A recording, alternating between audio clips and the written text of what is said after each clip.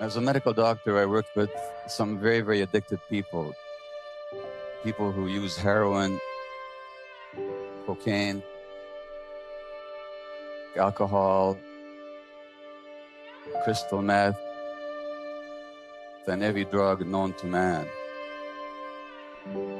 And these people suffer.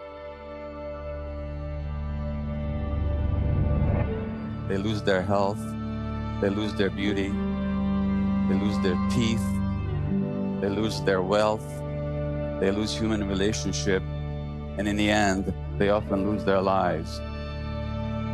And yet nothing can force them to give up their addiction. The addictions are powerful, and the question is why? If you want to understand addiction, you can't look at what's wrong with the addiction, you have to look at what's right about it. In other words, what is the person getting from the addiction that otherwise they don't have? And what addicts get are relief from pain, a sense of peace, a sense of control, a sense of calmness, very, very temporarily. And that's what the real question in addiction is, not why the addiction, but why the pain.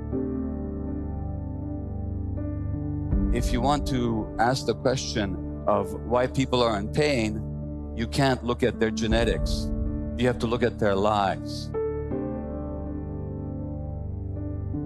And in the case of my highly addicted patients, it's very clear why they're in pain, because they've been abused all their lives.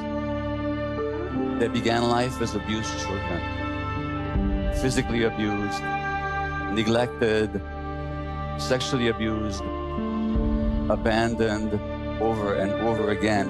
And that's why the pain. The human brain develops in interaction with the environment.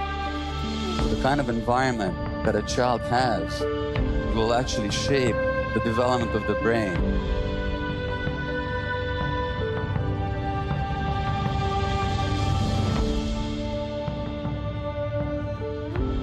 The Buddhists have this idea of the hungry ghosts.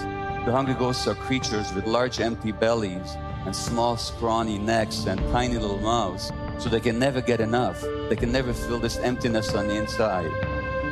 And the addiction is all about trying to fill that emptiness from the outside. From that perspective, you can understand that there's many, many addictions. Yes, there's the addiction to drugs, but there's also the addiction to consumerism, the addiction to sex, to the internet, to food. For each person, there's a different way of feeling the emptiness.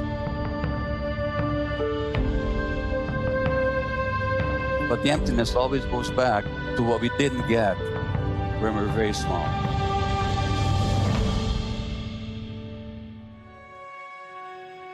Many of my patients were actually First Nations Indian people, and they are heavily addicted because the lands were taken away from them and because they were killed and abused for generations, generations, and generations. If you can understand the suffering of these native people and how that suffering makes them seek relief from pain in their addictions, what about the people who are perpetrating it? What are they addicted to? Well, they're addicted to power. They're addicted to wealth. They're addicted to acquisition. They want to make themselves bigger. The addiction to power is always about the emptiness that you try and fill from the outside. If you look at the story about Jesus and Buddha, both of them were tempted by the devil. And one of the things that the devil offers them is power.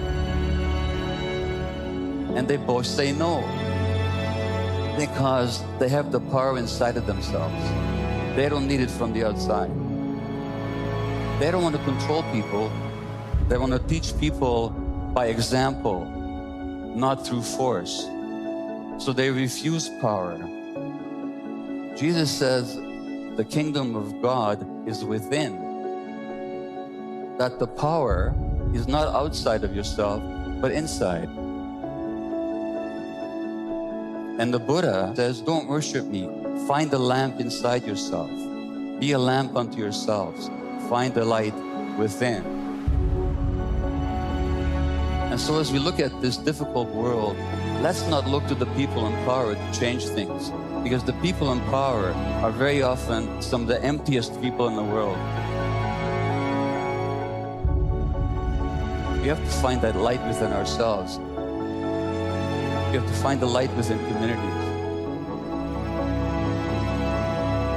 And in our own wisdom, in our own creativity. If we find that light within, if we find our own nature, then we'll be kinder to ourselves, and we'll also be kinder to nature.